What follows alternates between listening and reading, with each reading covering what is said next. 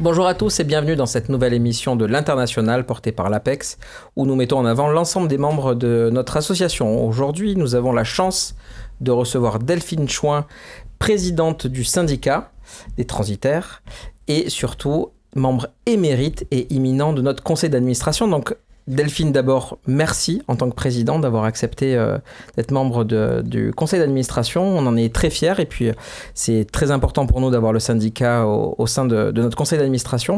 Donc merci pour ton engagement. Je parle au nom de l'ensemble des membres. On est toujours ravis de t'avoir et d'avoir ton éclairage toujours bienveillant. Et pour lancer cette interview, est-ce que tu peux nous présenter finalement ton syndicat, ton parcours, qui tu es et ton engagement au sein de l'association? Ok. Bonjour à tous, bonjour Mathieu. Merci pour les encouragements. Donc, vous savez que le commerce international ne peut pas fonctionner sans la logistique. Et notre rôle au sein du syndicat des transitaires Méditerranée-Rhône-Alpes, c'est d'assurer que nos entreprises régionales restent connectées au monde, compétitives et durables. Donc moi, je suis commissionnaire en transport depuis un peu moins de 30 ans. Donc j'organise des prestations de transport pour des entreprises qui exportent ou qui importent par voie aérienne ou maritime. Donc voilà, c'est ça le métier un peu de commissionnaire en transport et de transitaire. Et donc je suis aujourd'hui présidente du syndicat des transitaires Méditerranée-Rhône-Alpes. Ça représente les entreprises de la région de la chaîne logistique internationale, les commissionnaires de transport, les transitaires, mais aussi qui peuvent être logisticiens de la région Rhône-Alpes et la région Aura. Donc voilà un petit peu pour notre périmètre. On est un vieux syndicat puisqu'on existe depuis 1888. Donc un syndicat présent depuis très longtemps. Pour ceux qui découvrent aussi le syndicat, est-ce que tu peux nous rappeler la différence entre un transitaire, un commissionnaire, sur cette chaîne de valeur-là? Comment est-ce que vous vous situez et qui fait quoi dans cette chaîne de valeur? Alors, on aide les entreprises en fait, on aide les entreprises à exporter ou importer par voie principalement aérienne ou maritime. Hein. Tous les modes de transport sont utilisables, que ce soit l'aérien, le maritime, ça peut être aussi évidemment du fluvial, ça peut aussi être du rail. On fait par exemple, on peut faire du train au départ de la Chine pour venir en France. Donc, le commissionnaire de transport représente la marchandise, représente le chargeur. Le transitaire est, on va dire, une fonction un peu plus légère. Et nous, on défend les intérêts des adhérents, on essaie de valoriser la coopération entre les acteurs du secteur et on essaye une veille réglementaire aussi et stratégique. Donc aujourd'hui, le syndicat, c'est un peu plus de 100 adhérents sur la région, l'axe sud, on va dire, de Lyon, de Mâcon-Lyon jusqu'à Sète, quasiment. Hein. Et puisqu'on va aussi sur la région niçoise. Et on a une importance régionale parce qu'on est en lien avec la Méditerranée comme porte d'entrée commerciale, on va dire. D'accord. Et comment on en arrive là? C'est quoi ton parcours pour arriver alors, à la présidence et puis 2, aussi dans ton parcours professionnel? Mon parcours est assez simple, un bac B, alors ça va parler à grand monde maintenant, mais c'est un bac économie. Après, je suis partie faire un DUT transport logistique au Havre, parce que j'avais un père qui me disait que ça ne servait à rien de faire le même à Aix. Que c'était mieux de le faire au Havre parce que c'est une place portuaire. Je pense surtout qu'il avait peur que je me plaise trop à Aix. Et puis après, j'ai fait 2 ans d'études pour faire un master à Belfast, où là, je voulais partir apprendre l'anglais parce que mon objectif, c'était de faire de la logistique humanitaire. Donc voilà, c'est un peu mon parcours.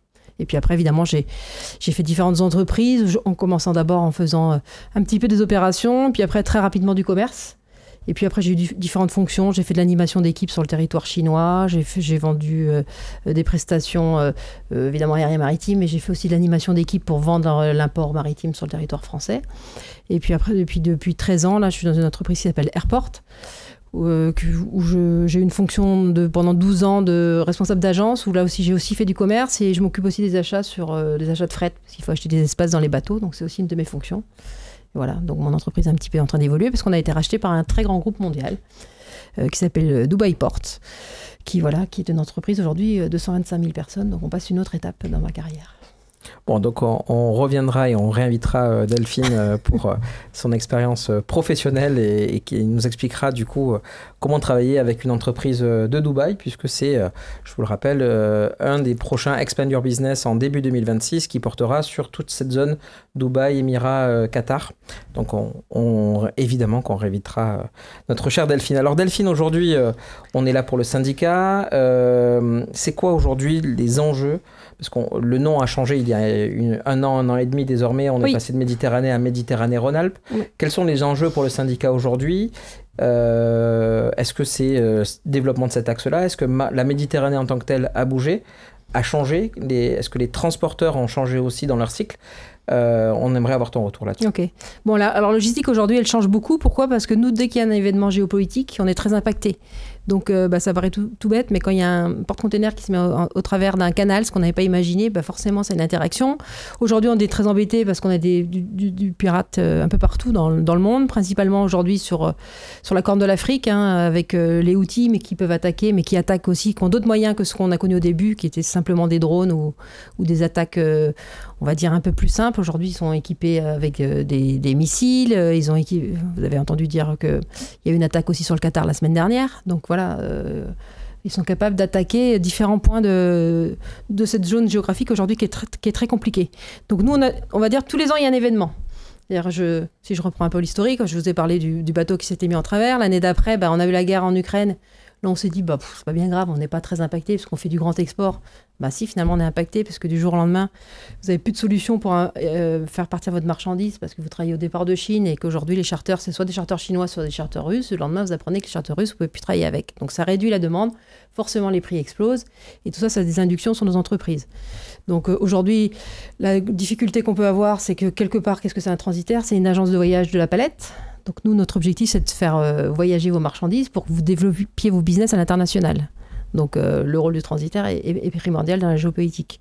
Et c'est vrai que dès qu'il y a un événement, on a un impact à un moment ou à un autre. Donc c'est un petit peu compliqué.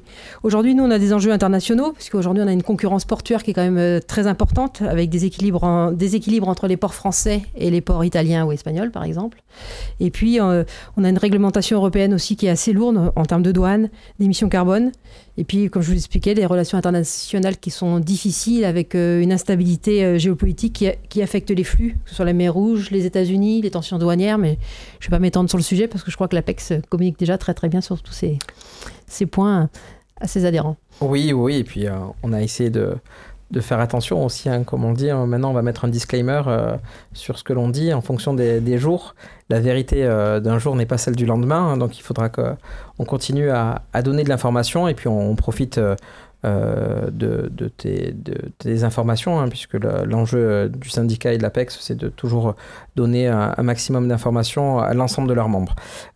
Delphine, aujourd'hui, donc on a compris ce point de ralliement entre le syndicat et l'APEX. Est-ce qu'il y a d'autres intérêts à être membre de l'un, de l'autre, des deux, et ton engagement auprès du conseil d'administration va aussi porter là-dessus, a priori? Oui, on va dire la meilleure stratégie, c'est certainement toujours d'anticiper plutôt que de subir. Ça, c'est une réalité dans notre monde économique. Donc, en fait, aujourd'hui, c'est important de ne pas négliger le rôle du commissionnaire de transport parce que c'est un bon partenaire logistique qui sécurise vos flux et qui vous évite de gros risques financiers. C'est hyper important. Derrière chaque exportation, il y a forcément un transitaire. Et penser international dès le départ, c'est ouvrir ses marchés en s'appuyant sur le réseau des commissionnaires et des transitaires. Donc ça, c'est important. Il faut anticiper toutes les réglementations. Ça aussi, c'est notre rôle de conseil. Et c'est vrai que, comme je dis souvent, notre objectif, c'est plus une entreprise se développe, plus on transporte. Donc c'est aussi notre intérêt. On a vraiment un rôle de conseil, et d'autant plus depuis ces dernières années, avec cette géopolitique qui est très mouvante et qui impacte le transport au day-to-day, quoi. Et enfin, donc, on a l'habitude d'avoir quelques conseils, quelques tips pour conclure et donc donner ce continuum d'informations auprès de l'ensemble de nos membres. Si on essaie de l'élargir, puisque tu as commencé un tout petit peu aussi à parler de certains conseils, je sais que tu aimes avoir des phrases qui nous donnent un peu envie, des punchlines, comme on dit. Est-ce qu'à côté de ces conseils-là, tu pourras aussi nous donner une ou deux punchlines à destination des membres?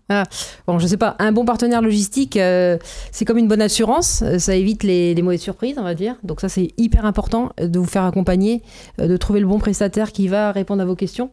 Aujourd'hui, notre rôle, principalement, transporter un container de Shanghai à Fos, on est au moins 50 prestataires à savoir le faire sur la place. Ce qui est important, c'est la partie conseil. Et ça j'insiste parce que pour moi, aujourd'hui, c'est le leitmotiv de notre travail. Donc nous, en résumé, on défend les transitaires et logisticiens de la région Rhône-Alpes. C'est des acteurs indispensables pour connecter vos entreprises au commerce international. Et nos priorités sont claires, c'est accompagner la transition écologique, anticiper les grandes évolutions réglementaires et rester compétitif à la concurrence internationale. Donc, pour les entrepreneurs, notre conseil est assez simple. Entourez-vous de partenaires logistiques solides, Oser innover, penser global dès le départ, et c'est la clé pour transformer les contraintes en opportunités. Je crois qu'on peut conclure là-dessus, transformer les contraintes en opportunités. Delphine, merci beaucoup. Donc Delphine, présidente du syndicat des transitaires Méditerranée-Rhône-Alpes. Merci Mathieu. Merci à toi, merci encore une fois pour ton engagement. Merci de tout ce que tu fais et de tout ce que tu as fait depuis de nombreuses années. Et puis on vous invite à nous suivre sur l'ensemble des réseaux sociaux et à continuer à liker, partager ces vidéos, et à très bientôt pour l'Héros de l'International. Merci.